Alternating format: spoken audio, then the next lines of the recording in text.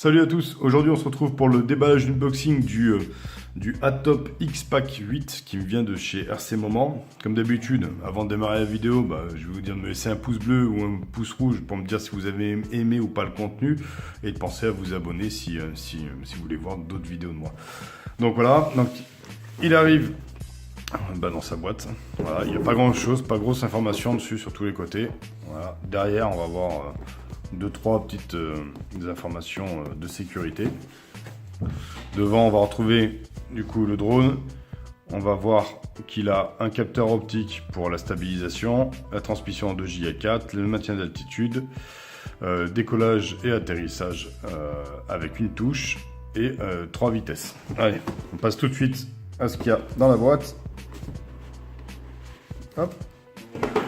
Donc on va retrouver un petit sachet dans lequel il va y avoir un tournevis, il va y avoir un chargeur et il va y avoir une paire d'hélices ainsi que la fiche pour l'application et le mode d'emploi. Le mode d'emploi qui est quand même assez simple. Voilà, c'est une page en anglais avec deux faces et c'est tout ce qu'on a en termes de mode d'emploi.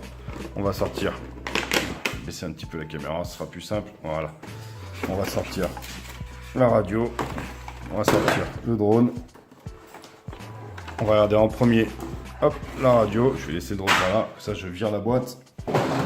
Donc la radio, elle arrive. Alors j'avais présenté le Atop XT1, c'est la même radio, sauf que l'autre avait des boutons rouges et orange, pardon, et ça avait les boutons noirs. Si vous voulez voir la vidéo, vous la chercherez sur ma chaîne.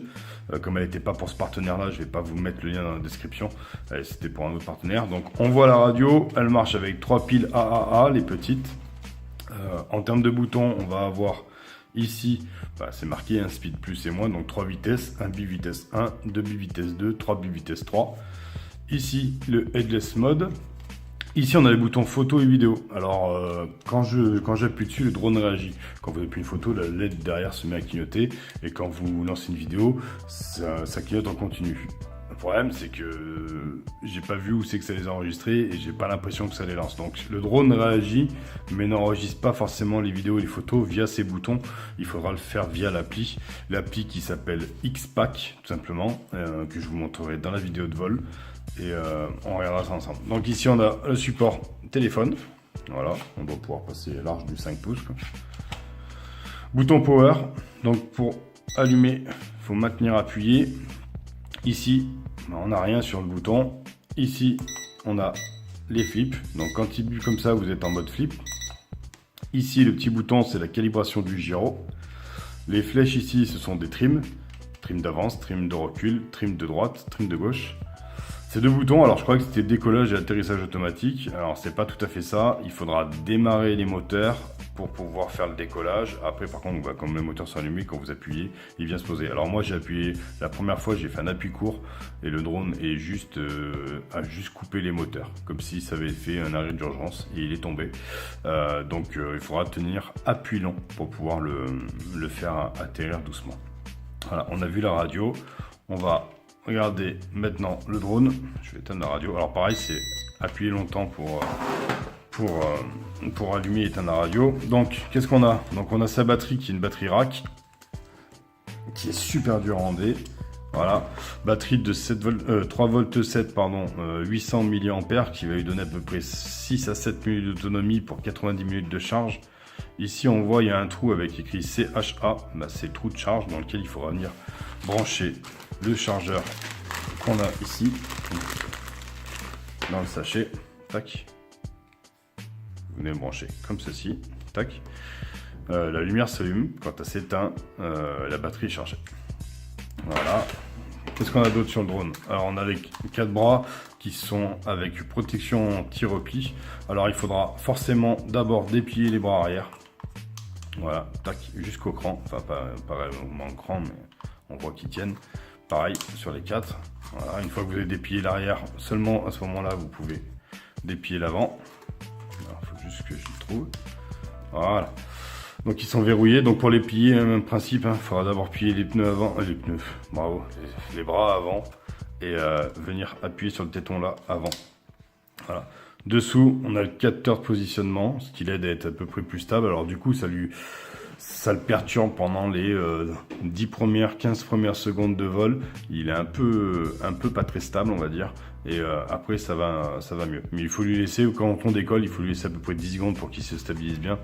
Devant, on a une caméra 720p, 2 millions de pixels qu'on peut bouger. Voilà.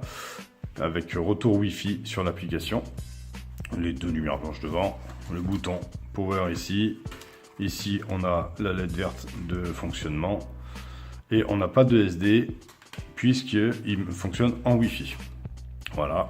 Donc ils ont repris le premier, le Atop XT1 avait le design du Mavic Pro. Celui-là, ils sont venus chercher le design du Mavic Pro Platinum. Donc voilà, on va regarder le fonctionnement. Donc pour remettre la batterie, il va falloir venir d'abord la poser dans les encoches là et après la pousser. Hop, on va faire du nettoyage autour du drone. Hop. On allume le drone en tenant appuyé longtemps sur le bouton Power, il clignote. On appuie longtemps sur le bouton de la radio, elle clignote. Déverrouillage du drone au bas. Voilà, le drone vient de se déverrouiller, il est appairé. Bouton calibration, on laisse faire. Voilà. Démarrage. Alors, du coup, ce que je disais tout à l'heure, quand on appuie là, je pensais que c'était le décollage automatique, mais on a beau appuyer ou tenir appuyé, le drone ne décolle pas. Donc il faudra d'abord démarrer les moteurs, voilà. Et ensuite, forcément, quand vous appuyez, il prend ses tours et il monte. Moi, j'ai pas laissé décoller. Donc, on démarre les moteurs, on éteint les moteurs. Ah oui, c'est des rapides en fait. Long pour démarrer, rapide pour éteindre. Voilà. Et voilà, on a fait le tour de ce drone. En termes de portée, comme d'habitude, 80-90 mètres de pilotage et on a à peu près 30 mètres de retour vidéo. Après ça commence à laguer. Voilà, la qualité est pas mauvaise, elle n'est pas extraordinaire, mais c'est pas mal avec de la belle lumière. Ça reste sympa. Je vous montrerai ça dans la vidéo de vol, parce que là je peux pas vous montrer l'appli, étant donné que je filme avec mon téléphone et que l'appli est dessus. Donc on fera ça dans la vidéo de vol qui va arriver très vite, juste derrière, parce que j'ai la chance d'avoir un petit peu de beau temps. Donc voilà, merci encore, merci au moment de m'avoir envoyé ce drone pour vous le présenter. Merci de me suivre sur YouTube, merci de nous suivre sur Facebook et Twitter et tout ce qui va avec. Et passez une bonne journée et bon vol, ciao ciao.